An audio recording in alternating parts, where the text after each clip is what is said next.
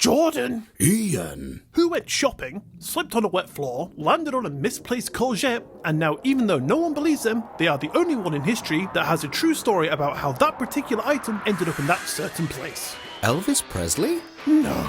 Two guys. What?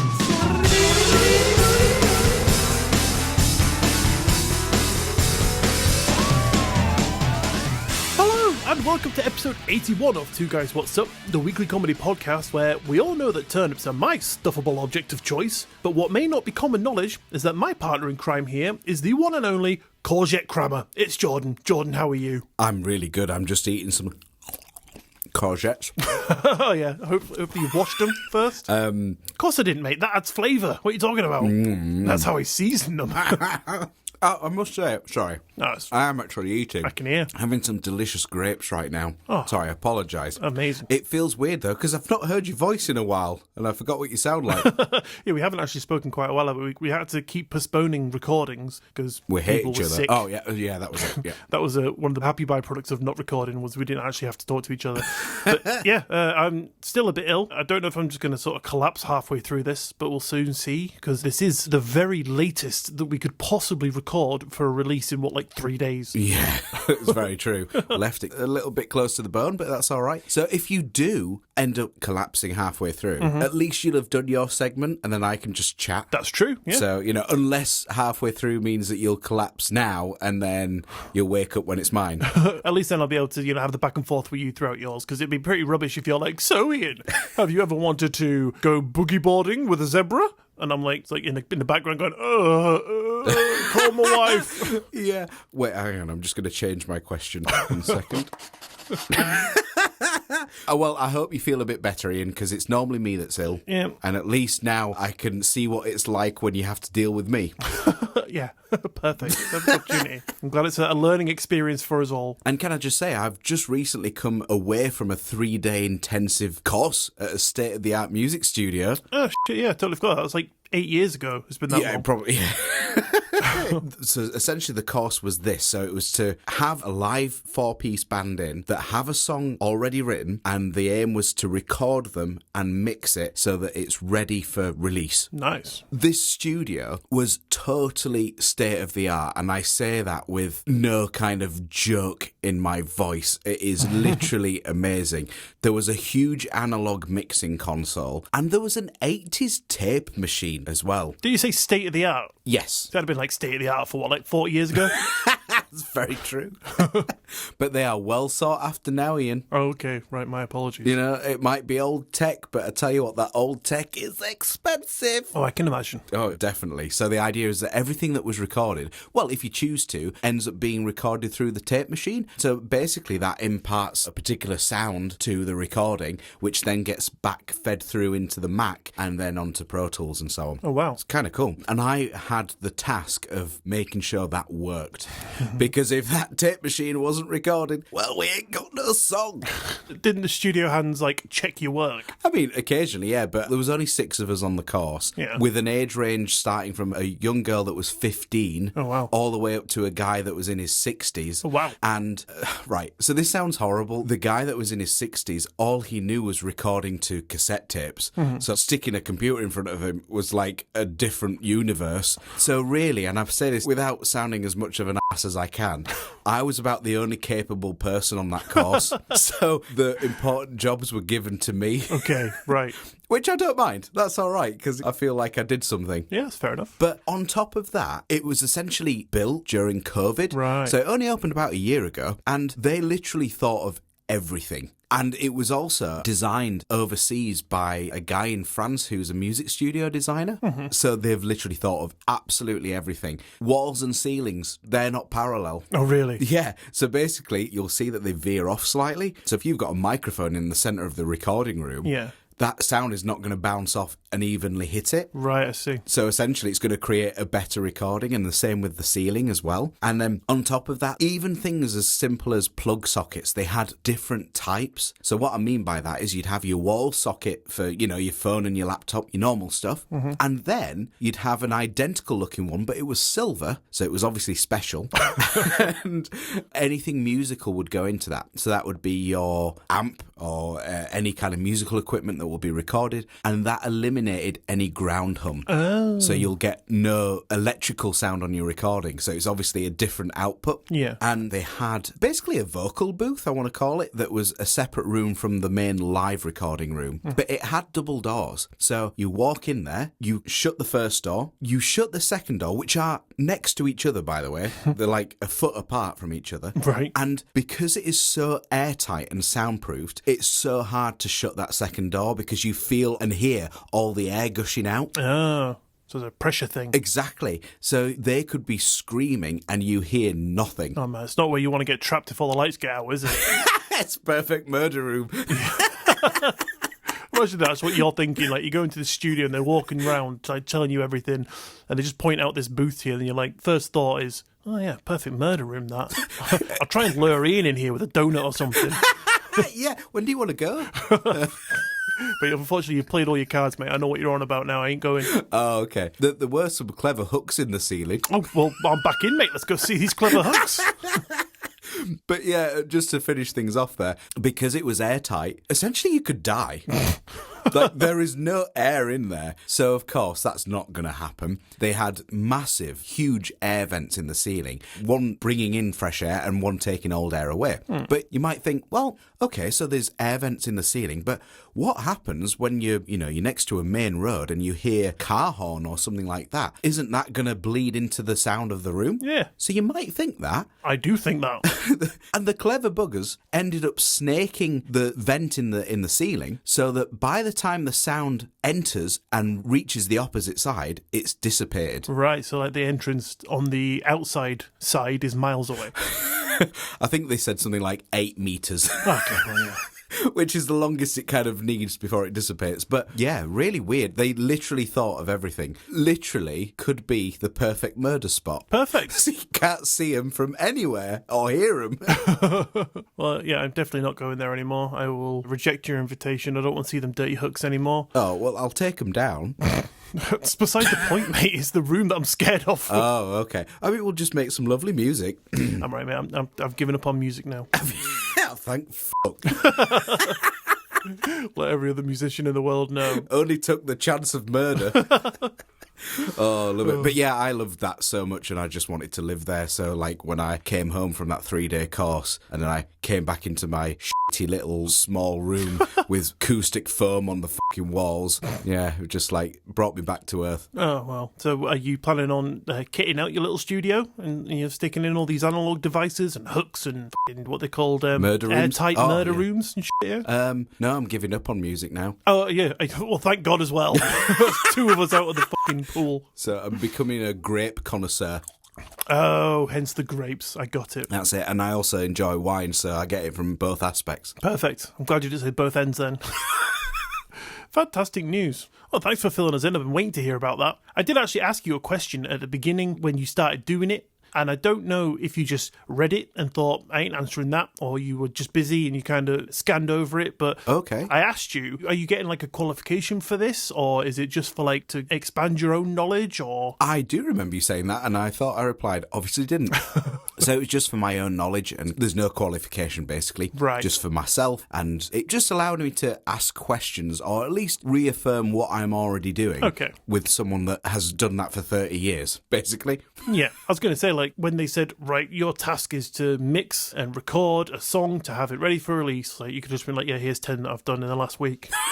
Cheers, dickheads. Picked up one of their many microphones, dropped it, and just walked out. Yeah, the £4,000 mic. Yeah. Yeah, so, yeah, I was just curious, like, if you were getting some kind of, like, prestigious qualification from it, or if it was just to expand your own knowledge. That is cool. No, yeah, that is the latter, but I really enjoyed it. It was super good. Well, very good. Thanks for filling us in. Very welcome. Right, Jordan, so without further ado, what have you got coming up for us today? Well, Iain, I know that you quite like your drinks, normally when you're not feeling too ill. Yeah, I've been off it for the last 2 days. I know. Maybe, is that why you're ill? Maybe. I do need it to live, possibly. I'm not reliant on it nowadays.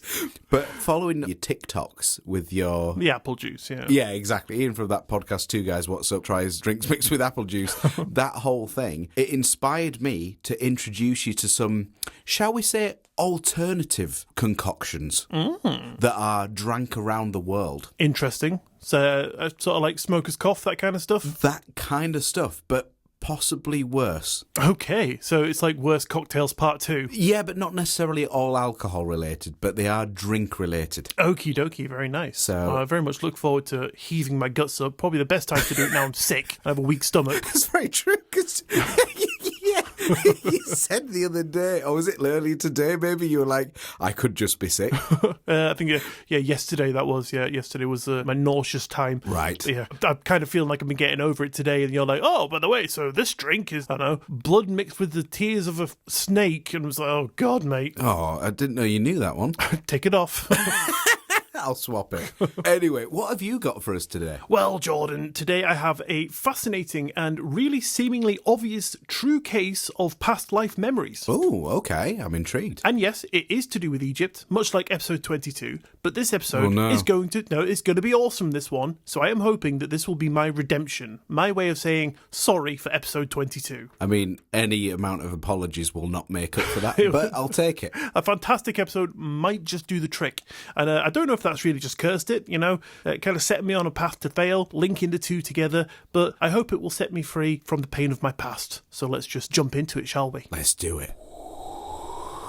So today, Jordan, our story is about a lady named Dorothy Edey, and I actually did mention her before, right at the end of a bonus episode where I talked about past life memories, so I thought I'd elaborate on the story for you today. Brilliant. Yeah, let's go for it. So Dorothy Edey, also known as Seti, which was the name she adopted in honour of both her son and her spiritual connection to Seti I, which will become clear soon, so keep your questions to yourself. Okay, yeah, I had many. Fine. I know what you're like, John. Cutting in like, oh, what colour was her hair? How many elbows did she have?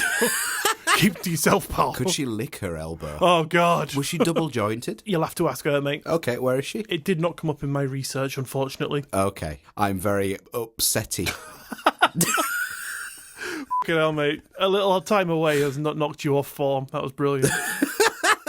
So, just quickly, for the duration of this, I will be referring to her as Dorothy, just so we don't get mixed up with other names and places in the story. Okay. So, Dorothy was a British woman born on January 16th, 1904, who became famous for her claims of having memories of a past life in ancient Egypt and being the reincarnation of an ancient Egyptian priestess. She was born in London, and one day, at the age of 3, she was happily playing in her house when every parent's worst nightmare happened. She fell down the stairs. That happened to me, by the way. Did it actually? Yeah, it really did. Oh, go on. Tell us the story. So, my mum always jabs at my dad for this, right? Okay. So when I was a toddler, he basically wasn't watching me properly, and I fell down the stairs. Oh, God. And my mum, I think, was downstairs, and she was like, "What was that?" And obviously, my dad was like, "Oh." I just dropped the bowling ball. like doing that thing where you're like, get up, you're fine, don't tell mum. Yeah, obviously I don't remember because I had massive concussion. No, I didn't. Yeah, I was going to say, it does explain a lot. And then on top of that, one time we were at the beach and I'm a little older at that point and I just run towards the sea. And again, my dad doesn't realise my mum is at the other end of the beach with a camcorder. It's filming you running to your death. My dad's like waving at the camera while I'm pissing off towards the sea. Oh, and she's like, I imagine behind the camera, like, going after him, kind of thing. Yeah. And yeah, he just doesn't realise and about eventually just gets to me in time. Fucking hell, man. You could have ended up in France. Well, you say that, right? Then we also went to Malta. Oh, God. For a holiday. And then, for whatever reason, I was walking in front of my mum and dad. And then they'd turned to go into a McDonald's that we'd just gone by. I didn't realise. And I carry walking on. And then my mum's like, "Where's Jordan?" And then I'm just there trotting off down the street on my own. But it's walking down. So I think my dad's tried to get rid of me for a while. I can't blame him, to be fair. Oh, God. Terrible. Sorry to disrupt that. That's absolutely fine. Anyway, yeah, so the worst nightmare of falling down the stairs like good old little baby Jordan. Like a little baby Jordan. So they called the doctor came, but much unlike your story, Jordan, Dorothy was unfortunately pronounced dead. I mean, maybe I am. Possibly, Jordan. So she was laid on her bed, and when the doctor began preparing the body for transport, they walked into Dorothy's room and found her happily playing on her bed. So thank God, she was alive. Oh. Yeah, but shortly after, she began exhibiting unusual behaviour such as speaking with a strange accent, asking her parents to be taken home, and expressing a desire to return to Egypt, a place where she had never been. In this lifetime. Wow, okay. Have we not thought maybe she's just heavily concussed? So maybe she's speaking with a weird accent because she's fucked. maybe they checked that and maybe they were like, no, she's fine. She's just speaking in a weird accent. Well, they can't be that good. They thought she was dead. That's very true. To be fair, that part of the story might just have been a miscalculation. She might not have been dead. Like feeling for a pulse on a fucking big toe or something. Like, no, sorry, mate. Can't feel nothing. Yeah, that's it. Better bury her now. So as time passed and she got older, Dorothy's fascination with Egypt grew. Her parents once took her to the British Museum, where she reportedly ran to the Egyptian section, saw the Temple of Seti exhibition and claimed that was her home. She kissed the feet of statues, identified artifacts with remarkable accuracy, pointed out that, yeah, the exhibit is right, but where's the plants and gardens? Interesting, okay. Yeah, this is where, it's creepy with kids. Yeah. And they happen to know things that they really shouldn't. Yeah, kids do have that kind of weird creepy... You did a bonus episode about this, didn't you? Yeah. Creepy kids things. I've set my mind ain't working at the moment. So just piece that together as you... I mean, even I didn't know what you're on about. And I did it. Just piece it together as you thought it was supposed to sound, because you probably knew what I was trying to say. Yeah, I get the gist. So Dorothy later claimed to have memories of a past life where she was a priestess from, you guessed it, ancient Egypt. In her past life, she said she was known as... Jordan, there's a name there I can't read, if you would care to do us the honours. Let me just have a moment to digest this. Well, those grapes. I went down the wrong hole. Good one. Bentrashite. Bentrashite. Fantastic. Thank you very much. Or it could be Bentrashite. It could be. We'll go with sheet, okay. Shall we? Just how you've been feeling lately. Yeah, it is, mate. Clearly still there. Oh, God, I'm tired. Last night I was in bed at this time. You're doing all right. I was fast asleep. Well, I appreciate you making the time for us today. I care. That's lovely. So Bentrashite, thank you, Jordan, apparently lived during the reign of Seti I in the 19th century dynasty spanning from around 1290 to 1279 BCE. According to her memories, Bentrashite was a priestess at the temple of Kom el Sultan in Abydos, where she accidentally went and fell in love with the pharaoh Seti I himself, which was forbidden. She was accidentally pregnacized by the pharaoh, wow, and very sadly ended her own life to avoid disgrace. A very sad end. Yeah, that's pretty tragic. Yeah, it's pretty shit, like. Don't you mean pretty chic? So, back to this lifetime. In 1931, Dorothy married an Egyptian man and moved to Egypt. The marriage was short-lived, but her love for Egypt got her some work for the Department of Antiquities in Cairo. She later moved to Abydos, where she lived for the rest of her life, where she adopted the name Seti, meaning Mother of Seti, and became deeply involved with Egyptology. And Dorothy ended up making some significant contributions to Egyptology. Her knowledge of ancient Egyptian customs, language, and history was extremely profound, and she worked closely with several prominent Egyptologists, with her insights and dedication earning her much respect in the field. So, that sound about it? Spooky tale. She did some memories and stuff, and the end. Fair wrap up there, yeah. Yeah, no. Wrong, Jordan. Dead wrong. You're probably asking yourself, what exactly did she remember? What exactly did she remember, Iain? Fantastic question, Jordan. Well, she claimed to have knowledge of locations and structures that had not yet been discovered or excavated. And what do you know? She was right. The claims Dorothy made were met with skepticism, but did intrigue scholars and researchers, and she proved herself to be worth listening to, as her guidance in archaeological digs often led to discoveries of artifacts and structures that had previously eluded researchers, and her uncanny ability to direct excavations based on what she claimed were her memories of a past life often resulted in significant finds. Not only did this impress those she worked with, but wouldn't you say also totally validated her claims? Exactly. That's the thing. How do you fake that? Unless you're super, super lucky time and time again. Yeah. That is proof. I mean, I don't think luck could really play a part, because if you went to a random bit of the sand and went, right here, there is, you think there's something, but I've got to pick from hundreds of things that it could be to say that is right here. And then, for it to be lucky and just to get that right would be infinitely mind-bogglingly massive. Yeah, you probably have more chance of winning the lottery. Precisely. And the only thing, like, if you try and think of a way that this could be possible, your mind automatically only ever just comes back to paranormality, because you think, well, maybe she didn't have a past life. Maybe she was in touch with a spirit or something. It's like, oh, God, yep, you're back to paranormal there, pal. Yeah, that's true. What are your thoughts on it so far? I know we haven't finished it yet, but... Well, it does just sound like she has a past life memory, as she claims. Super weird, though. Very strange. So one of the most remarkable predictions Dorothy made involves the garden of the Temple of Seti I at Abydos. According to her past life memories, Dorothy claimed that there was a garden in front of the temple, which was something that had not yet been discovered, documented, or even bloody thought about. She described it as a specific area with a tree-lined path and a pool. So, in the 1950s, excavations were started at the temple, and Dorothy guided the archaeologists to a particular location in front of the temple, insisted that the garden existed there in ancient times, so the archaeologists were like, alright, let's have it. The team conducted excavations and did indeed discover evidence of a garden, including remnants of ancient tree roots and a stone-lined basin that arguably could have been a pool. So what do you think of that, Jordan? I mean, it's evidence, isn't it? Surely. Sounds like it to me. This discovery was significant, as it not only corroborated Dorothy's claims, that I may remind you were based on her past life memories, but also added valuable information to the understanding of the temple's layout and the lifestyle associated it, which bolstered Dorothy's reputation with archaeologists. And even though some remain sceptical, you can't argue with the facts, people. Exactly. Did she ever have memories of, like, things that maybe she did? Well, yeah, I mean, like, she knew that she was the priestess. I don't think that's really spoke about too much, because it's more about what she found. So the things that she did that can actually be sort of proven. Yeah. That's the stuff that's more up for debate. It would be interesting, though, wouldn't it, if she was like, and underneath this ground here, you'll find the stone-lined basin that I ended up chipping away because, you know, I was bored one day. Yeah, I'm trying to think of something interesting. But yeah, exactly the opposite works. Right, yeah, I see what you mean. So there's something that she could say that she did that could be proven as still being seen there today. Yeah, exactly. So, like, not just is it the fact that it's there, but when you do dig that up, you'll see that this thing happened to it that I told you it would. Right, I see what you mean. I think there might be some details of something like that coming up. So we'll see. You can tell me if I'm right or wrong. Okay.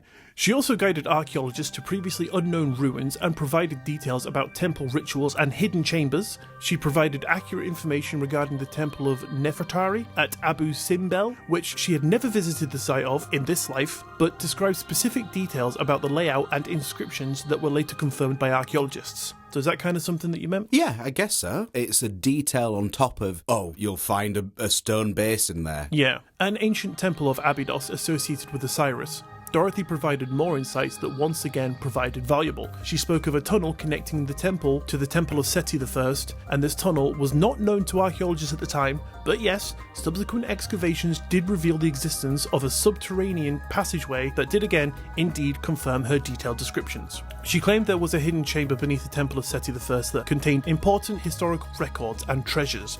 Now, this chamber has not been conclusively discovered yet, but her detailed knowledge and descriptions of other findings have led archaeologists to take her claims seriously and to continue exploring potential sites for further excavation.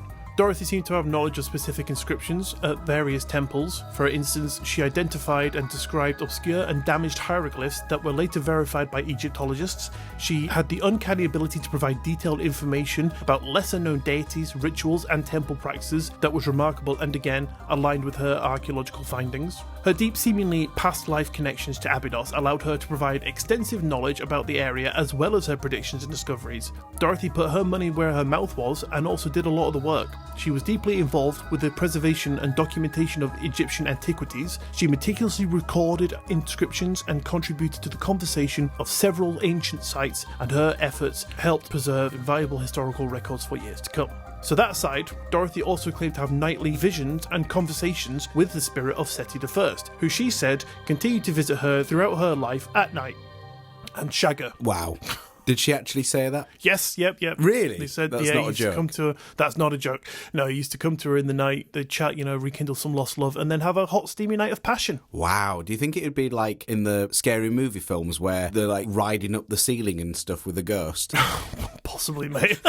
To be honest, I can't even remember that scene. Oh, it was sexy as shit. Or was it? It's the earliest form of material. Yeah. Second to best to Nuts magazine. Or FHM, or Maxim. That was a good one. I never saw that one. Oh no, you hadn't lived, mate. I missed out, clearly. So Dorothy passed away on April 21st, 1981 in Abydos, leaving behind a fascinating story and a lifetime of work and contribution to the field of Egyptology. Some of her claims still do remain unverified and are perhaps deemed too controversial, but her overall contributions to the field were undeniably substantial. Her deep knowledge of ancient Egyptian culture, coupled with her hands-on work at significant archaeological sites, has had a lasting impact on the field, and it is an amazing story. And Jordan, I just want to know, what do you think? Well, there are so many questions, really, but impossible to answer. She's having these apparent memories from many thousands of years ago. Yes. And apparently still in touch with a certain person from that time. Yep. And there's just nothing that you can... I don't know how you can disprove that. Yeah, I mean, short of sort of going around with her and watching her sort of closely, you know, to see what she does in her every day, because maybe there's one thing that you could, like, you know, a little bit of sleight of hand that a magician does. If you catch that, the whole illusion's ruined. Right. So maybe if you spotted one thing that she did, you know, and you were like, oh, right, that explains everything then. She had, like, a big metal detector on her feet. Yeah, a big giant pyramid detector that just looks for old ancient artifacts and shit. But it does just seem like she is listening to her past memories and going, yeah, over here there is this, and then they're digging and she's going, told you. So when you say listening to her past memories, do you mean that her past self was speaking to her, or she just remembers it as the previous life? She's just remembering it, so Right. I just meant that as in, like, she's thinking or remembering this was blah blah blah, and she's going, okay, yeah, right, I'll trust that. Right, okay. Well, I guess she kind of must have known where it was apparently coming from, because, I mean, she obviously knew. Yeah. I wonder what she made of that. Assuming this was all completely true, she must have found that was a little bit weird, because obviously really nobody else is experiencing that. Well, I guess as she grew up with it from the age of 3, you know, when she had that accident, I guess it would have just been her normal. Very true. That is super weird, though. Very strange, but very interesting. I'd like to know what your thoughts. Totally true. Past life memories exist. Shut up, everyone else. Cool. Concise and to the point. It's the way I like it, buddy. Deal. Especially when I'm just dying at the moment and just trying to power through this episode so I can get to bed. It's about time for me to keel over now anyway, innit? So No, to be honest, my segment isn't particularly long, so... it's fine, mate. I'll power through. All right, you're doing all right so far. But yeah, thank you for sharing that. I must say that massively was improved upon episode 22. Thank you very much. That's all I wanted to hear. I mean, still shit, but... Oh no. That ain't cool, man. No, it wasn't. It was good. It was very interesting. Never heard of it. Thank you. Yeah, you've heard it. I told you about it before. I mean, I've never heard any details about it. Okay, then. Well, I have now. You have now. We could go around in circles forever here, pal. Yeah, I mean, that memory loss still kicks in sometimes. Especially when I'm kicked in the head. Yeah. No, drop down the stairs, I'll have you know. Oh, shit, yes. Sorry, your dad's there, is he? Yes, he is. Just about to kick my head in. Hey, Mum's not here now, you dickhead. Love it. Brilliant. So, disgusting drinks. Well, Ian, I mean, you may love it. We'll find out, won't we? I can't wait, pal. Let's fucking find out. So, Ian, since you do quite enjoy your own mixology, Oh, yeah. I thought I'd broaden your horizon a little bit. Cool. You know, maybe give you 10 beverages that absolutely you would probably not want to try sober, maybe, shall we say? Perfect. Just give me an excuse to get drunk. Exactly. So maybe you could add one of these, or maybe even all 10, at the end of your night, and you can let me know how you get on. Okay, well, I think I'm going to be seeing you Sunday, so should the alcohol be flowing, I'm hoping you're going to make them for me. Just don't tell me. Okay, fair enough. Oh, yeah, Ian. Here's a grasshopper, pal. It's actually, I don't know, sock sweat mixed with mayonnaise or something. Oh, God. I mean, you would probably want that after you've heard these next 10. Okay. So, Ian, if you think people who enjoy juice with pulp in it are strange, you haven't seen anything yet. Our exploration of unusual beverages goes far beyond drinks with exotic fruits or neon colours. Imagine, if you will, bizarre concoctions made from ingredients you'd never consider ingesting. Oh, God. And you thought that shot called smoker's cough was bad enough? Yeah, I mean, that has made a mark on us on this podcast for many months. You know, to this day, It really has. it keeps coming up. And I still haven't tried it, and I don't think I could. Speaking of drinks, I put the in a hot tub picture on Instagram. Oh yeah, I saw that. It still looks horrible. It does. I was thinking about putting up the video just so people don't think that we actually did just come in a shot glass. It was a healthy amount, Ian, I must admit. I'd been abstinent for a few days, mate. A couple of hours. But yes, Ian, if you thought that was bad enough, well, in the words of Bachman Turner Overdrive, baby, you ain't seen nothing yet. So, Ian, allow me to broaden your horizons and introduce you to the darker side of mixology. Broaden me. I have for you a list featuring some of the world's most unusual beverages. Cool. Starting with number 10, we have the breast meat beverage. What? Yes, you heard me right. It's a Mexican alcoholic drink that involves hanging a raw chicken breast, or it could be other meat, over a still throughout the whole distillation process. Okay. Yeah. So basically, it's infusing the drink with a distinct flavour. Salmonella, yeah. Yeah, that was my thought when I was reading that. Does salmonella actually have a flavour? No idea.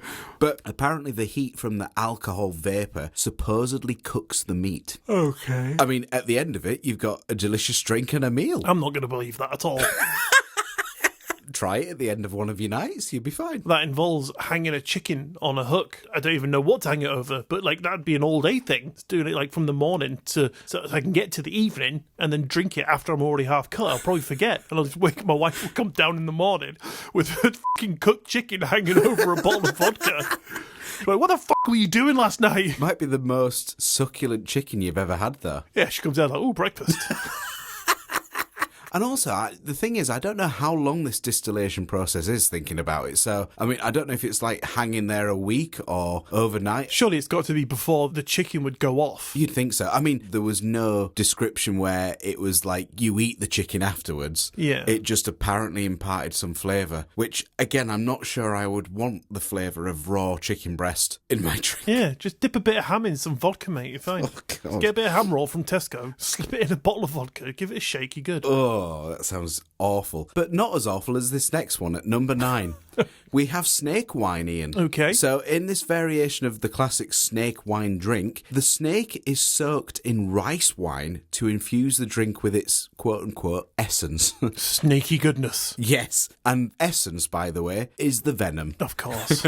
So despite the snake's venom, the alcohol supposedly, they say, neutralises it. Well, I mean, venom isn't going to kill you if you drink it, is it? Venom is in your veins and poison is to eat. So the venomous and poisonous are two different things. That is true. So if you were to drink the venom, it probably wouldn't do anything to you. Maybe that's just what they tell like stupid tourists, like, oh, it's got venom in it, won't I die? It's like, no, the alcohol kills it, mate, you're fine. Oh, nice one. What if you had a severe cut on your esophagus? Yeah, I was thinking something like that. Like, you just like, you know, screaming at your kids for too long that morning. Like, get your shoes on! You got like cut your throat or something.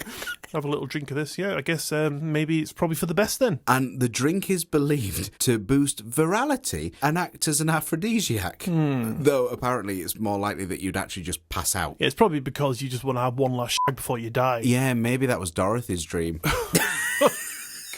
Possibly. Sat there in a bed Yeah. drinking snake wine. Also says at the end of this here that a more intense version includes reptile blood and bile mixed with rice wine. That's disgusting. A more intense version involves wrapping a snake around your neck and having a wank. Yeah, boa constrictor. Number 8 is panda dung tea. Ew. Yeah. Once the world's most expensive tea, panda dung tea sold for around $200 per cup in 2012. Fucking hell. Yeah. Let's make my own. I'm lazy enough to qualify as a panda. Occasionally got black eyes. Yeah, as we've spoken about before, all I do is eat and don't have sex. So I fall perfectly into the category of panda lifestyle. So I'll just, I don't know, shit in a cup and stick some hot water on it. Is that it? Yeah, basically. Nice. And that's your dung tea right there for you. Dong and done. An Yashi, who was a Chinese businessman, used panda excrement to fertilise the tea, claiming it was healthy due to the panda's bamboo diet. Who'd have thought? Yeah, no one. That's totally the right answer. Fuck all. Nobody did. It's just some rich person who thought it was a cool thing to do. Like, I'll spend £200 on shit tea. Fucking idiots. Number 7 is Go Yao, or Go Jiao, which basically translated to cow water or cow urine. Oh, cow piss, mate. Yep. So it's marketed as a healthier alternative to Coke or Pepsi. Is it? Yeah. But it's using cow urine as its base ingredient. Whoever believes that wants a can of fucking Coke or Pepsi lobbered at the red. Maybe they're too high on Coke. They're too fucking high on cow piss. This is good shit, bro. Maybe that's why they called it Gao Jal or something, rather than just cow piss. They thought they were writing something in English. Number 6 is deer penis wine. Ugh. So in traditional Chinese medicine, deer penis is believed to have health benefits when soaked in alcohol, creating deer penis wine. This just sounds like one of those things that I tell my wife in order to not have her judge me for drinking every night. Like, I'll just dip this deer in it. Like, oh, it's healthy, darling. That's the reason I'm drinking this entire bottle of tequila tonight. It's for health benefits. Yeah, she's like, it's not wine, Iain. Oh, bugger. That's the other drink, mate. That's kelpie. And like many Chinese wines, it is potent and not something typically enjoyed for pleasure. So when I read that, I was like, what do you drink it for then? Health benefits, mate. Oh, yeah, apparently so.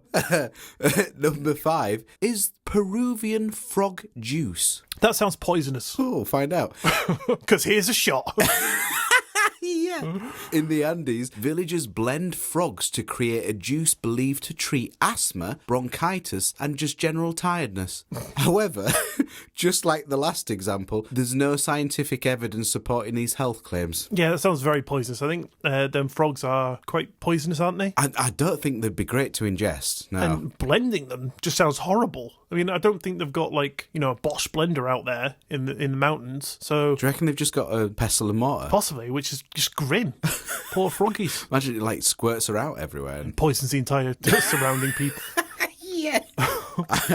Number 4 is the Mountain Oyster Stout. Okay, that sounds all right. Any guesses what this is? It just sounds like a bizarrely named Guinness-like beverage. Well, are you familiar with the oysters terminology? No, I guess not. So that is what you call bull testicle. Oh, yes, I am familiar with that. Actually, I heard about that the other day. Oh, did you? Yeah. What, just in normal conversation? It was on TikTok. Someone said something like they went on a date and some guy ordered something oyster, and the woman was like, "Oh, I've never tried that. Like, are they seafood?" Or like, Oh, right. And the guy was laughing at her, and she was like, "Why is he laughing at me for asking if oysters are seafood?" And then I had to look it up, and yeah, bull testicles, like you said. Yeah, that's the one. Delicious, though. Oh, are they? Apparently.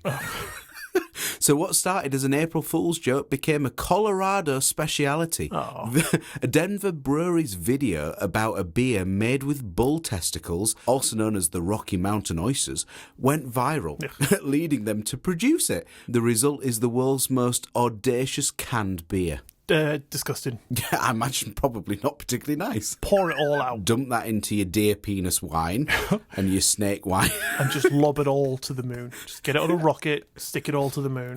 And then finish it off with a bit of panda dung tea. Yeah, come see me about that. All right, yeah. Number 3 is the Hoi Hoi Tati, which sounds quite delightful, actually. Sounds very joyful. However, in 2011, a Wellington bar in New Zealand served shots called the Hoi Hoi Tati made with...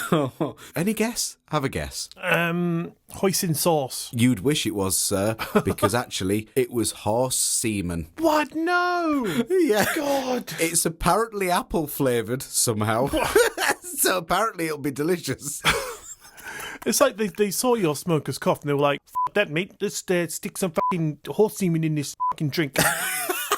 That's my New Zealand accent. Is it? Yeah, I gathered. Horse, mate. Apple flavoured. Yeah, when I heard it was like apple flavoured, which God knows how it would be. But then I thought, imagine that you swap that in your TikTok drinks title.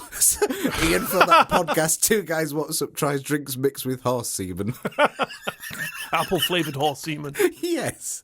Beautiful. Perfect, yeah. Get me some, mate. If you can source me it, I'll give it a go. Yeah, well, I mean, I was milking the horses earlier. That's where you've been. You haven't been at work like you told me. It was all in preparation. A surprise for the end of this podcast. It was. And here is your horse semen. 17 barrels. Oh, God, imagine dunking yourself in that. Imagine, yeah, you gave them to me and I was just like, nice one, dove in. Start fucking gobbling it down. Oh. The hot tub just was a little taster for me and it's just set me on a path. Oh. Yeah, God, it's like in a canyon or something. My tummy. Oh, God. I think we better move on. Yes, please. Number 2. Oh, it's called Placenta 10,000. Oh. I am speechless, mate. Allow me to elaborate. This Japanese peach-flavoured jelly drink Ugh. is made from pig placenta. It's marketed for its regenerative effects, as some believe consuming placenta has health benefits, like boosting energy and improving milk production, for the females. However, again, you would believe that there is scientific evidence to support this, but there isn't. Of course. Does that sound delicious for you? No. Why does it have 10,000 in the title? I don't know. I didn't make it. I mean, it just sounds cool then, doesn't it? You researched it. I wasn't really questioning the title of it. I was questioning why on earth would it be made from the beginning? Is it just like trying to sound like futuristic or something? Yeah, it does, doesn't it? Maybe it's trying to make you totally overlook the placenta part of it, Yeah. the actual problem. Oh, it sounds futuristic. I'll have one of them. Yeah, exactly. Plus, well, I don't care. The 10,000 part, that's made me want it. I love that you just sent me a picture of you. Yeah, that's my face during this recording. If you weren't feeling queasy before, I would be now. you are now. Oh, I fucking am. Okay, so the first and the final one, Ian. Wait, did you say first and final one? Well, yeah, like number one. Yeah. Do you know what to say last and final one? Yeah, it feels weird, doesn't it? Like, it's the last one, but it's number one. Yeah, so the last one at number one. Yes, let's go for that. And finally, Ian, the first... Oh, got it wrong again. And finally, the first one at the last one. That's still not right, that. No. Right, I'll try it again. And finally, just the last one, Ian. Are you taking the piss out of me? Never. Is this some kind of jab at my inability to speak? Or read? Okay, I put this as the last/first. The last one in the list, the worst one. Yeah. Okay. I think you'll probably see why. It's called the Tuna Tears Soju, okay? Okay, so what I took from that is fish and tears. Any guess what you think it could be? A tuna sandwich mixed with tears, mixed with something alcoholic, I guess. I mean, you'd hope so, but it's worse than that, Ian. Oh, no. This originated from Korea and is an unusual variation of, again, distilled rice wine that can be found in seafood establishments known as tuna houses, but that's not the worst part, Ian. Okay. In fact, that's okay. The worst bit is it has a jelly-like consistency of soju mixed with fluid from a tuna's eye, giving it a salty flavour. That's too much. For me, that felt like the worst one as well. And it was like a Bush Tucker trial or something. Yeah, that does sound like something along that line of thinking. Yeah, so a jelly-like consistency of fluid with tuna's eye juice. Because it gives it a salty flavour. Yeah, the jelly is enough for me to say no thank you, because, I mean, I can't even eat things like pork pies or Scotch eggs, because they have that layer of jelly on the inside. Right, okay. It's fucking disgusting. I hate it, and I don't like jelly anyway. Could you not just, tongue it out? No, because that's even worse, because then it just gets flung around my face, splattered on me. Flung around your face? Like I'm guzzling a barrel of horse semen too fast. Don't you hate when that happens? Mate, if it's the semen, I love it, but jelly, ugh. Oh, God, what about horse semen jelly? Oh, well, you just had to take a good thing and ruin it, didn't you? Well, there you have it, Ian. 10 of the weirdest alternative, shall we say, beverages from around the world. Very nice. Yeah, not quite my cup of tea or cup of horse semen, but clearly something that is drunk around the world. So, mate, that just makes me want to bring back that smoker's cough with open arms. It does, doesn't it? At least that's edible. At least it's food, yeah. So there you have it, Ian. I hope you feel better now. 10 times worse, mate. Oh, I'm sorry. I didn't intend for that. And I feel like you kind of knew that was going to happen. Hopefully tomorrow can only be better now. I'm sure that you told me yesterday that your segment today was going to be like the 10 best butterflies you've ever seen in your life or something. And then when I said, oh, by the way, I feel like I'm going to be sick, you were like, all right. I'll rewrite that segment. I'll push him over the edge. So fucking show him. It's when I asked you to record in your toilet. Yeah, that's really... Not in your toilet. I wouldn't fit in there. That was very echoey.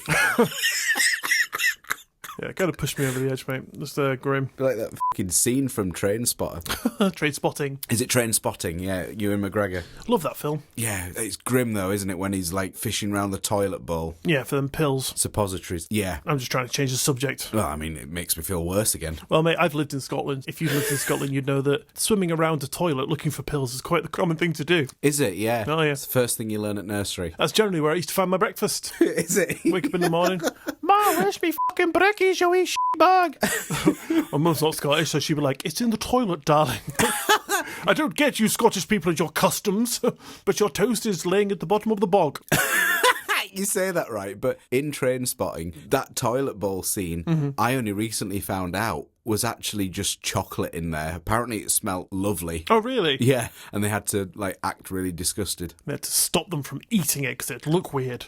Yeah, what they didn't say, though, is that it was a heavily used public toilet they did it in. I think they did say something like that, didn't they? I've no idea. I'm just making that up, I hope not. Yeah, I might just be misremembering something. That's from your childhood, was it? Yeah.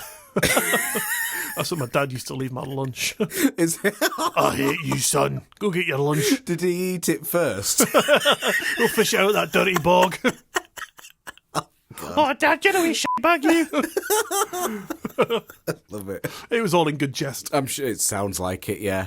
Right, Jordan, so to save me from throwing up, mate, let's just bring it round to the end of today's episode, shall we? Let's do it. Smashing f***ing news. Thank you for tuning in to today's episode of Two Guys What's Up. Don't forget to follow the show wherever you listen to us so you don't miss another episode, and maybe even tell a friend. Take your friend to a bar and give them the secret menu, which is all the disgusting drinks. Detailed by Jordan. Beautiful. And if you'd like to get in touch with us, our Linktree link is in the bio of this episode, which you can click on and be jetted off to every link you'll ever need for all your Two Guys What's Up essentials. Fancy getting your own Two Guys What's Up t-shirt? Click the link. Want to try some of your own Iain shit tea? Click the link. Want to let us know which one you would try from that list? Click the link. And don't forget, we now have Patreon, where you can find all of your Two Guys What's Up extra essentials, including pin badges, shout-outs, t-shirts, and if you really can't get enough of our fantastic tales and grabstaperous voices, well, now you can get more, because we now release bonus episodes, which come out on the last Friday of every month. There is currently 12, nearly 13, end of this month, waiting for your ears to just gobble up that extra audio goodness. And all that is available right now, starting with the bonus episodes, for just £3. Bargain. So if you want to help support the show and get some cool stuff while you do so, head over to patreon.com/Two Guys What's Up to check out all the goodies over there. The link will be down below for your clicking pleasure. But if you can't do that, but you still like to help us out, then a 5-star rating and review in your podcast app of choice would be the best and the freest way to do that, and we would be eternally grateful. We would very much. But on that note, thanks for listening. Y'all have an amazing week, and we will see you next Monday. Bye.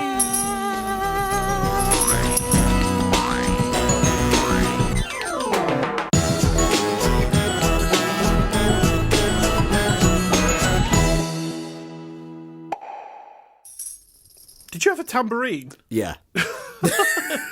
Nice. Thought it'd be musical. I've got back into it now.